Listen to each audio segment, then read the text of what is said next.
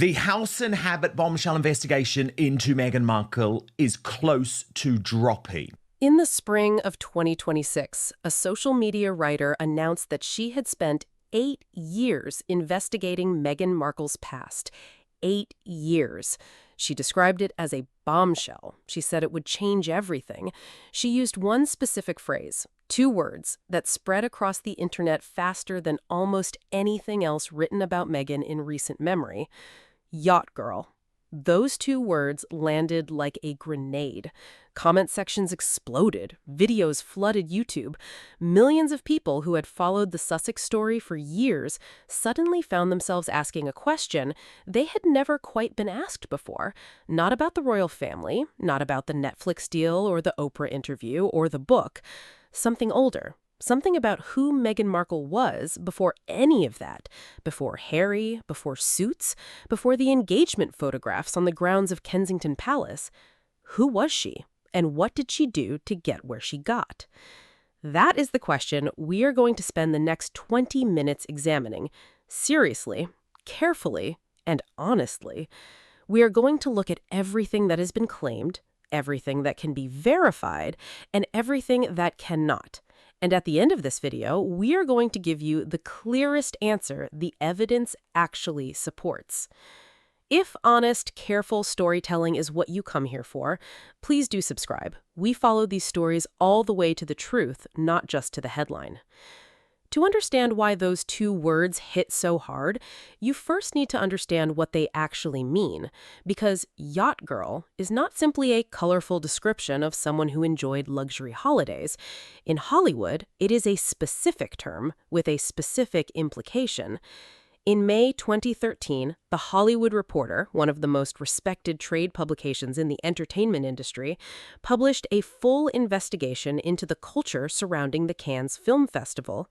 What that investigation described was a world that had been operating, according to those interviewed, for more than 60 years. Every year during the festival, dozens of superyachts anchored in the bay at Cannes, each one owned by someone extraordinarily wealthy. And on those yachts, sources told The Hollywood Reporter, were women, models mostly, sometimes actresses, sometimes both. The term used for those women in that 2013 investigation by sources with direct knowledge of the industry was yacht girls. And the line, as one film industry veteran told the publication directly, was very blurred. This was not a fringe conspiracy blog. This was The Hollywood Reporter, published in 2013, based on interviews with named and unnamed sources, including a Beirut-based modeling agency owner who had already been convicted in connection with a prostitution ring at the festival. So when someone uses the phrase yacht girl in connection with a famous woman's past, this is the context. This is what they are implying. Sexual availability, financial transaction, ambition paid for in a particular currency. And the claim being made in early 2026 was that this described Meghan Markle. Now, let us take the claim seriously and ask, where did it come from? The person at the center of the story is a writer called Jessica Reed Krause, who runs a Substack newsletter called House Inhabit. She's not a nobody. The Wall Street Journal has profiled her. Wired named her one of the key influencers of the 2024 American presidential election, alongside some of the biggest names in media. Her newsletter has 450,000 subscribers. The Times of London has estimated it generates between $1 and $2 million annually. She built this platform during the pandemic, starting from a home improvement and lifestyle account on Instagram. She was, by her own description, a mommy blogger in Orange County, California, a woman who decided she was going to cover the stories that, in her view, were not getting proper attention. She attended the Ghislaine Maxwell trial in 2021. She embedded herself in the Trump campaign in 2024. She was invited to the White House in 2025. She's influential. She's read. She has a following that trusts her. And she announced, with the kind of language designed to make hearts beat faster, that she had spent 8 years investigating Meghan Markle's past, that the investigation was nearly complete, that what she had found was going to be explosive. Here's the first thing worth pausing on. The announcement came before the investigation was published. The promise came before the evidence. She told the world that a bombshell was coming, and then in the weeks that followed, the weeks during which dozens of other YouTube channels picked up the phrase Yacht Girl and ran with it, what House Inhabit actually published was considerably more limited than the buildup had suggested. But the damage, or depending on your perspective, the publicity, had already been done. Because here's what most people don't know about how these stories spread, and this is the part that matters more than it might first appear. When a claim goes viral online, particularly a claim with a provocative phrase at its center, the original source quickly becomes irrelevant. The phrase detaches from its origin. It travels across platforms, through comment sections, into private messages, onto Facebook groups and WhatsApp chats. Each time it travels, it picks up new details, new certainty, new people who say they always suspected it. Within days of the House Inhabit announcement, there were photographs circulating on social media. Photographs claimed to show Meghan Markle at yacht parties, on boats in Thailand, in Croatia, surrounded by wealthy men. Evidence, the caption said, of what she had been doing before Harry found her. Those photographs have been examined. Multiple fact-checking organizations, including Latestly and Geo.tv, have investigated the circulated images. Their conclusion was consistent and clear. The images feature unidentified women who have been misidentified as Meghan Markle. In some cases, the images are from yacht parties in Phuket, Thailand, or Croatia's so-called Yacht Week in 2016. There is no verified photograph connecting Meghan Markle to any yachting event in the Hollywood sense of that term. Not one. But the photographs were already in circulation, and once an image exists with a name attached to it, the correction rarely travels as fast as the original claim. So let us go back further to the question at the heart of this. Not what people are saying now, but what we actually know about who Meghan Markle was and how she built her career. The documented history of Meghan Markle before Harry is not a mystery. It is, in fact, one of the most thoroughly reported origin stories in recent celebrity history. We know it in considerable detail. She was born in Los Angeles in 1981. She studied theater and international relations at Northwestern University, a double major that tells you something about who she was academically, even as a young woman. After graduating, she worked at the American Embassy in Buenos Aires in the Public Affairs Department. She seriously considered a career in international diplomacy. She did not pursue it. Instead, she came back to Hollywood, and what followed was not a glamorous rise. It was a grind. She had a tiny speaking role in a medical drama at age 20. She appeared in commercials. She held briefcase number 24 on the game show Deal or No Deal for 34 episodes in 26, earning $800 per episode, a sum she later described as enough to pay her bills and, crucially, to provide her with health insurance, which she needed. In between acting jobs, she taught calligraphy and bookbinding to earn additional income. She drove around Los Angeles to auditions and faced rejection after rejection. And this is where the story begins to get complicated, because in her own words, on her own podcast in 2022, Meghan spoke about what that period of her life felt like. She said she was grateful for the Deal or No Deal job. She was grateful for the bills it paid and the health insurance it provided. But she described leaving the stage each episode with what she called a pit in her stomach. She said she felt reduced, objectified. She said it was solely about beauty and not about brains. Those words, spoken by Meghan herself, about a period when she was young and financially precarious in one of the most exploitative industries on earth, are important. Because they describe a woman who was navigating exactly the environment that gave rise to the yacht girl phenomenon, the world of beautiful young women, limited income, vast wealth circulating nearby, and a career ladder that required connection to the powerful. She was inside that world. That much is documented. The question is what she did within it.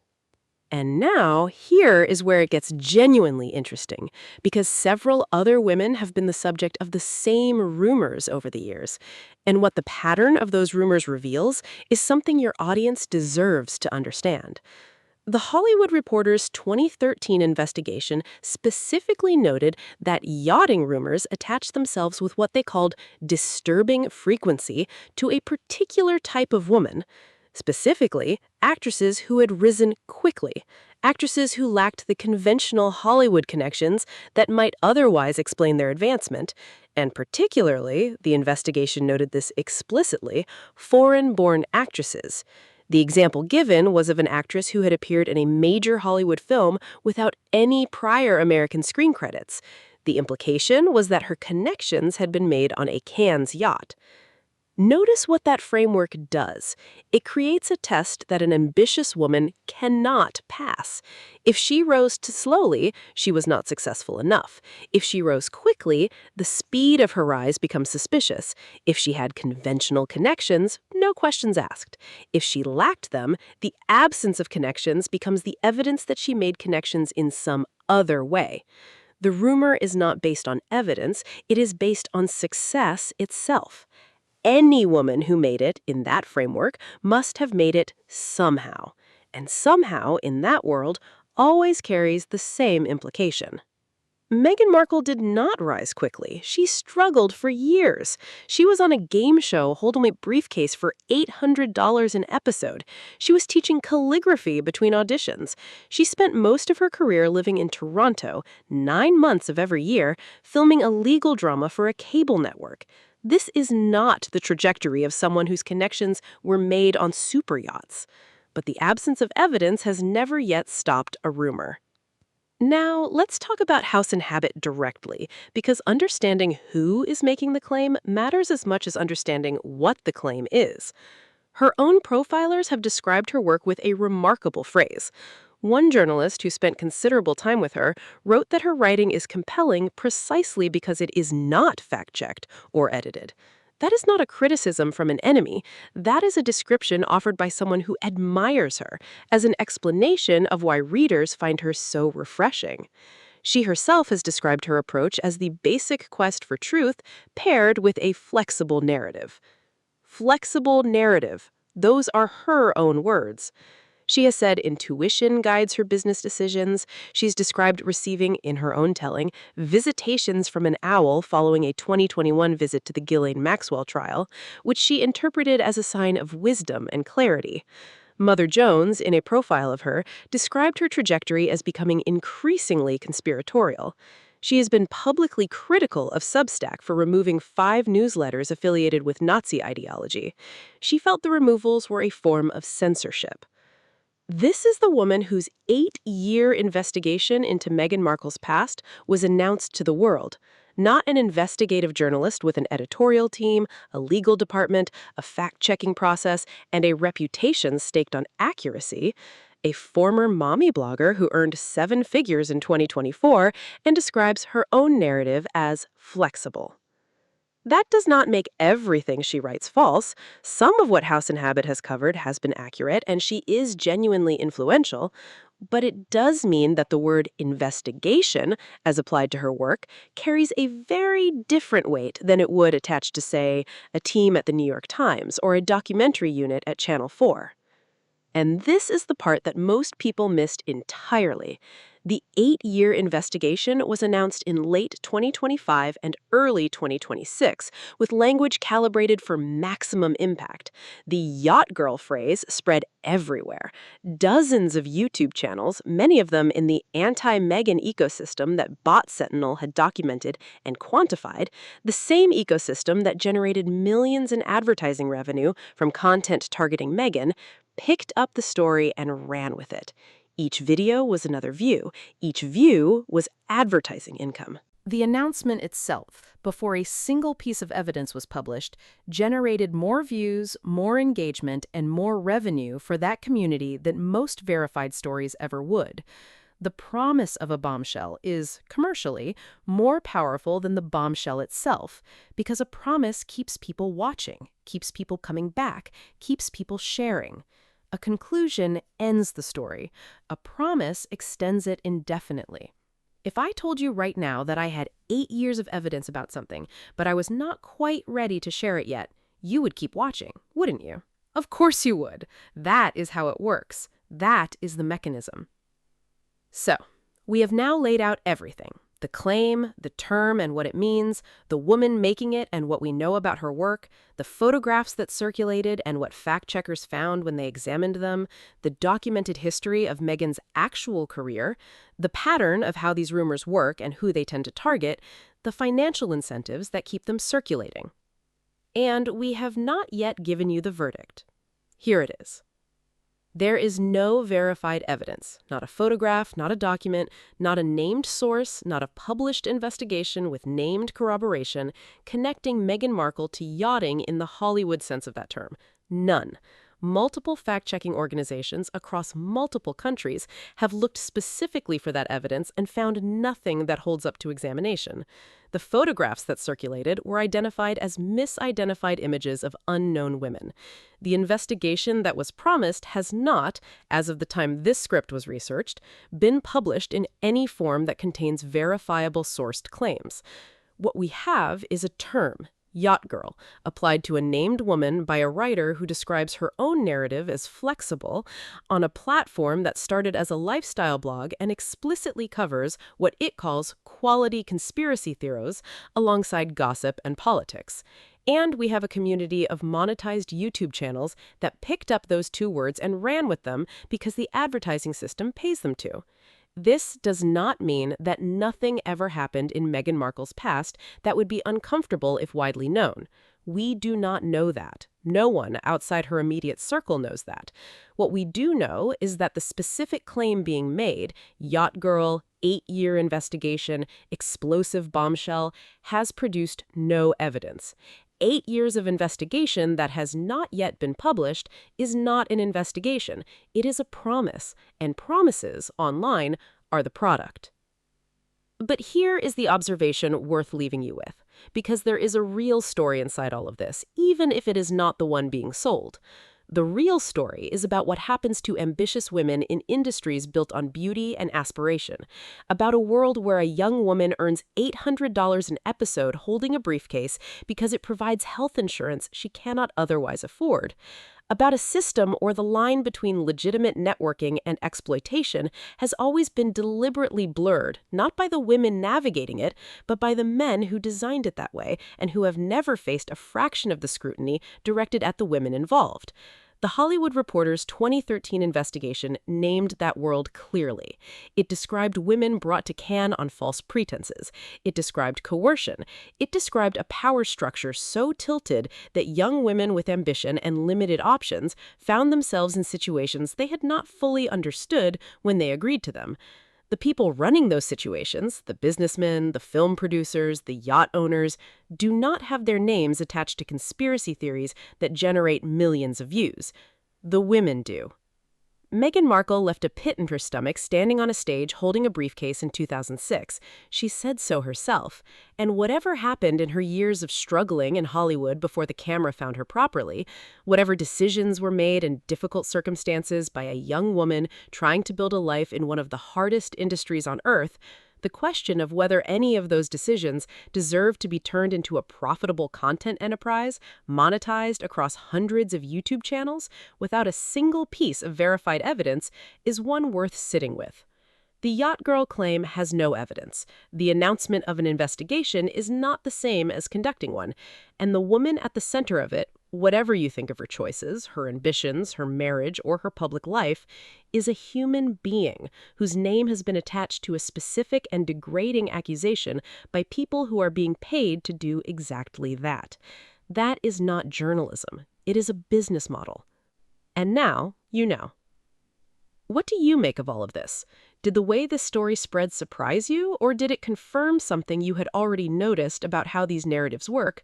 We read every comment, and some of the most honest and interesting conversations we have had on this channel have begun right underneath a video. Come and talk to us. Thank you for watching all the way to the end. It means everything.